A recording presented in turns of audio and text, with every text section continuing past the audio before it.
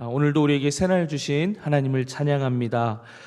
우리에게 더욱 하나님을 찬양할 수 있는 이유가 있습니다. 그것은 바로 우리에게 믿음과 건강 주셔서 이 자리에 나올 수 있다라는 사실입니다. 그것을 기억하며 하나님을 더욱더 찬양하는 복된 하루를 사는 여러분 되시기를 축복합니다.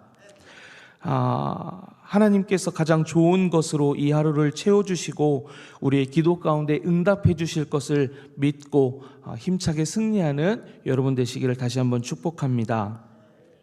오늘 함께 읽은 욥기 30장의 말씀은 어제 새벽에 보았던 29장부터 이후에 보게 될 31장까지 이어지는 욥의 마지막 발언입니다.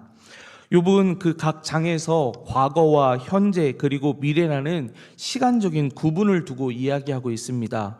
29장에서는 행복했던 과거를 회상하고 있고 본문인 30장에서는 고통스러운 현실의 슬픔을 노래하고 있습니다.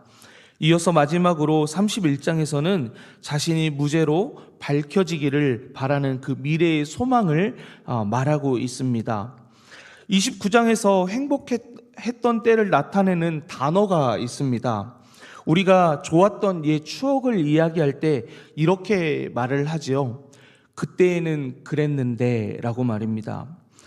그때에는 이란 이 말만 우리가 얘기하면서 그 옛날의 좋은 추억들로 인해서 기분이 좋아집니다. 이처럼 29장 3절, 4절, 5절 그리고 7절에서는 욥에게 행복했던 과거를 그때에는 이라는 단어로 시작하는 것을 보게 됩니다. 그런데 오늘 본문인 30장에서는 행복했던 그때에는과 대조가 되는 단어가 3번 반복해서 나오고 있는 것을 보게 됩니다. 오늘 본문에 해당되는 1절과 9절 그리고 내일 본문의 시작인 16절에서 이 단어를 보게 되는데 바로 그 단어는 이제는입니다. 욥은 이전에는 행복했는데 이제는 불행하다고 고백합니다. 욥의 그때에는 어떠했습니까? 욥은 어느 곳에 가든지 남녀노소와 지위여하를 상관없이 모든 사람으로 하여금 존경받았던 사람이었습니다. 그런데 욥의 이제는 더 이상 그렇지 않은 상황이었습니다. 본문 1절 상반절을 보면 이렇게 되어 있습니다. 그러나 이제는 나보다 젊은 자들이 나를 비웃는구나. 9절에서는 이제는 그들이 나를 노래로 조롱하며 내가 그들의 놀림거리가 되었다라고 말합니다. 10절에서는 서슴지 않고 그들이 내 얼굴에 침을 뱉는도다 라고 말을 하고 있습니다. 과거에 화려했던 영광은 사라졌습니다.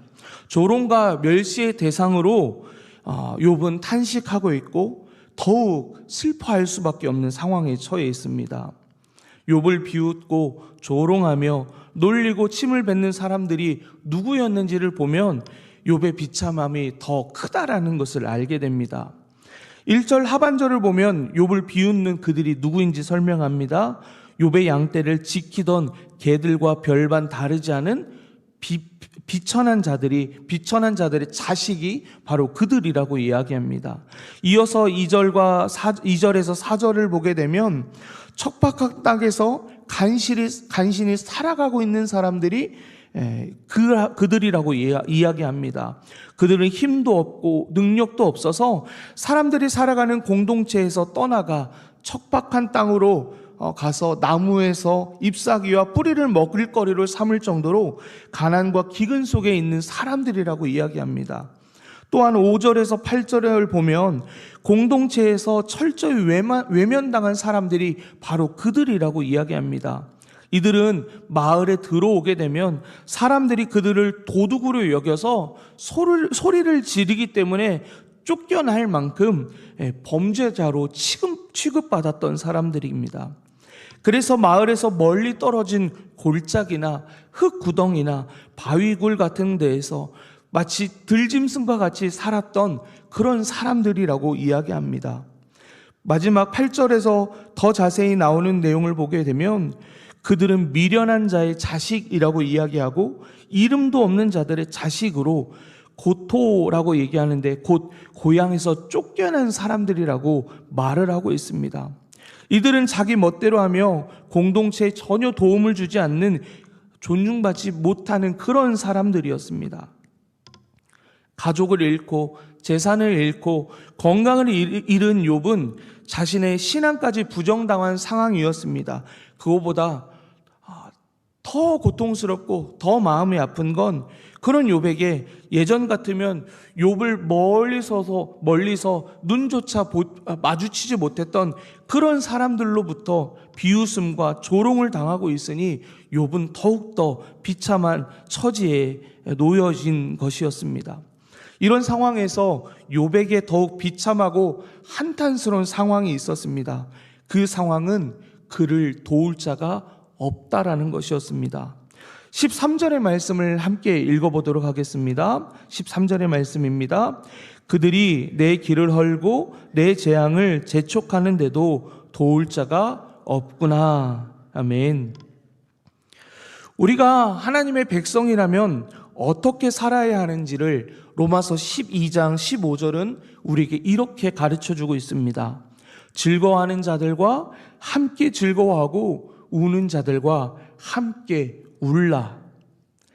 남의 행복에 배 아파하고 남의 불행에 고소해 한다라고 하면 우리의 삶이 아무리 부유한 삶을 살고 있다라고 해도 그 마음 가운데는 그 누구보다 비천함을 갖고 있기 때문에 상황적으로 비천한 삶을 살아가고 있는 사람들보다 더욱 비천한 삶을 살아가고 있다는 것, 자신이 그들보다 더 비천한 사람입니다 라는 것을 드러내는 그런 모습이 된다라는 겁니다. 그래서 정작 스스로가 비웃음거리의 대상이 되어가고 있다는 것을 우리는 기억해야 합니다. 창세기 12장 2절과 3절의 말씀을 보면 하나님께서 아브라함을 부르는 모습을 보게 됩니다. 그곳에서 하나님께서 아브라함에게 이렇게 말씀합니다. 너는 복이 될지어다. 이어서 말씀하십니다. 땅의 모든 족속이 너로 말미암아 복을 얻을 것이라. 아브라함만이 아니라 오늘 이 자리에 있는 우리 모두는 하나님으로부터 부르심을 받은 자들입니다. 그래서 우리는 다른 사람을 비웃고 조롱하며 멸시하면 안 됩니다. 그 반대로 만나는 사람들마다 축복하며 살아가야 하는 것이 오늘 우리를 부르신 하나님의 뜻하심입니다. 이렇게 살 때 하나님이 말씀하신 대로 우리는 복이 됩니다. 왜냐하면 세상에서 축복의 통로로 하나님의 사랑과 복을 전하는 축복의 사람이 되기 때문입니다.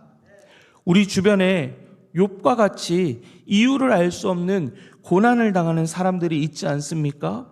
우리가 가장 힘들고 아플 때에 우리 인생에 어찌할 바를 모르고 하염없이 눈물을 흘리고 있을 때 예수님께서 우리의 삶에 어떻게 하셨습니까? 바로 우리의 삶에 찾아와 주셨고 우리의 눈물을 닦아 주셨고 우리의 위로가 되어 주셨으며 소망이 되어 주지 않으셨습니까? 이처럼 세상이 다 비웃고 조롱하여도 우리만큼은 예수님처럼 예수님께서 우리에게 하신 것처럼 고난 가운데 있는 이들에게 함께 있어서 함께 울고 위로하며 소망을 품게 하는 그런 축복의 통로로 축복의 사람이 되어야 할 것입니다. 하나님께서 허락하신 이 오늘 우리가 그렇게 살아야 한다고 오늘 말씀은 우리에게 이야기하고 있습니다. 오늘 이 하루 여러분 삶이 축복의 통로, 축복의 사람들 되시기를 간절히 축복합니다. 욥과 같은 상황에 처한 사람에게 어떻게 대해야 하는지 우리는 이 말씀을 통해서 알게 되었습니다. 그렇다면 우리가 욥과 같이 세상에서 고통과 미움과 그리고 환난 가운데 있다라고 하면 우리는 어떻게 해야 할까요?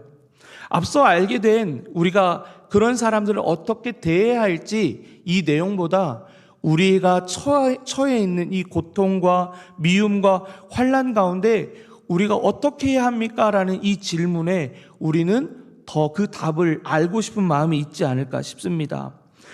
욥기 전체를 통해서 하나님은 우리에게 말씀하시는 것은 하나님이 인간에게 고난을 주는 그 이유는 아무도 알 수 없다라는 것입니다.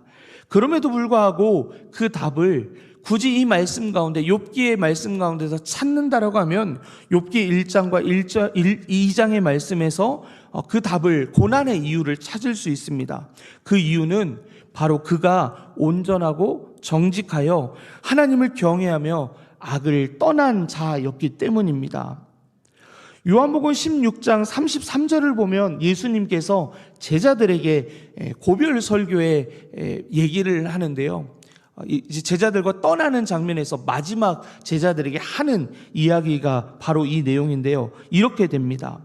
이것을 너희에게 이르는 것은 너희로 내 안에서 평안을 누리게 하려 함이라. 세상에서는 너희가 환난을 당하나 담대하라. 내가 세상을 이기었노라. 아멘.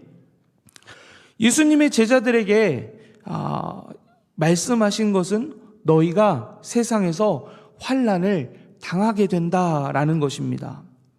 세상에서 환난을 당할 수밖에 없는 그 이유는 제자들이 세상에 속해 있지 않기 때문입니다. 곧 우리가 세상에 속해 있지 않고 하나님을 경외하며 하나님의 말씀과 그 뜻하심을 이루며 살려고 한다라고 하면 이 세상은 우리를 가만두지 않는다라는 겁니다. 왜냐하면 그것을 사탄이 원치 않기 때문입니다. 예수님은 고난이 필연적인 것 같은 제자들을 향해, 그리고 우리를 향해 말씀하십니다. 담대하라고 말씀하십니다. 이 단어의 원뜻을 보면 이런 의미를 갖습니다. 계속해서 용기를 내라. 계속해서 무서워 말라라는 뜻입니다. 어린아이가 힘센 친구들에게 괴롭힘을 당할 때가 있습니다. 그런데 그에게 형이 있어서 그 형이 그 괴롭힘을 당하는 그 상황에 나타난다고 하면 그 어린아이의 모습이 이전과 같이 괴롭힘을 당하는 모습으로 남아있을까요? 그렇지 않음을 알게 됩니다. 형이 나타나면서부터 그 아이는 힘센 친구들을 무서워하지 않습니다. 없었던 용기가 생겨나서 괴롭혔던 친구들에게 큰 소리를 내게 됩니다. 뿐만 아니라 길을 가다 보면 종종 목줄이 매여있는 조그만 강아지를 만날 때가 있습니다. 마주 걸어오는 사람들을 향해서 왈왈 하고 짖어댑니다. 그 모습을 보고 있자면 그 크기가 그렇게 위협적이지 않아서 가소롭기만 한데, 이 강아지가 훈련이 덜 되어서 짖는지는 모르겠지만 사람들을 향해서 월월 하고 짖을 수 있는 그 이유가 무엇입니까? 그 강아지의 주인이 뒤에서 따라오고 있기 때문입니다. 어린아이, 조그만 강아지에게도 용기가 생기고 무섭지 않는 그 이유가 무엇입니까? 그들에게 믿는 구석이 있기 때문입니다. 우리에게 담대하라, 용기를 내라, 무서워 말라 라고 예수님께서 말씀하셨습니다. 그것도 내가 세상을 이기었노라 라고 말씀하시는 그 승리하신 주님이 우리에게 말씀하고 계십니다. 그 주님께서 우리에게 성령과 능력을 주셔서 우리의 고난으로부터, 우리의 고통으로부터 넉넉히 이기게 하시지 않겠습니까? 그렇게 우리는 담대하고 용기를 내고 무서워할 필요가 없습니다. 우리는 믿음으로 승리의 길을 담대히 주님을 따라가면 되는 것입니다. 우리는 알지 못하지만 하나님은 우리의 고난에서도 하나님의 뜻하심이 있습니다. 계획이 있으십니다. 지나고 보니 그 뜻이 무엇인지 알게 된 것들이 우리 신앙생활하면서 참 많이 있지 않았습니까? 오늘 우리가 이 자리에 있는 이유도 그 경험들이 우리 안에 있었기 때문에 내 삶의 문제를 만날 때 다른 곳이 아니라 하나님 앞으로 나아오는 것 아닙니까? 사랑하는 여러분, 여기 계신 분들 아무 걱정 없는 분들 같이 보이는데 그렇지 않음을 또 우리 모두가 알고 있지 않습니까? 지금 내 삶이, 내 상황이 죽을 것 같은 그 극심한 고난 가운데 있다라고 하면 그것으로 인해서 욥과 같이, 오늘 욥이 30장 1절에서 15절까지 그의 아픔을, 그의 속상한 마음을 토해낸 것처럼 하나님 앞에 믿음 없는 모습이 아니라 하나님은 내 속상한 마음 들어주실 거라는 것을 믿고 하나님 앞에 여러분의 속상한 마음들 다 토해내시길 바랍니다. 그러면 여러분 안에 있는 그 슬픔, 아픔, 상처 하나님께서 다 만져주실 겁니다. 그래서 욥과 같이 도울 자가 없도다 라고 말하는 것이 아니라 하나님이 나의 도움이시다 라고 고백하는 믿음의 삶을 살아가는 귀하고 복된 오늘 되시기를 간절히 축복합니다.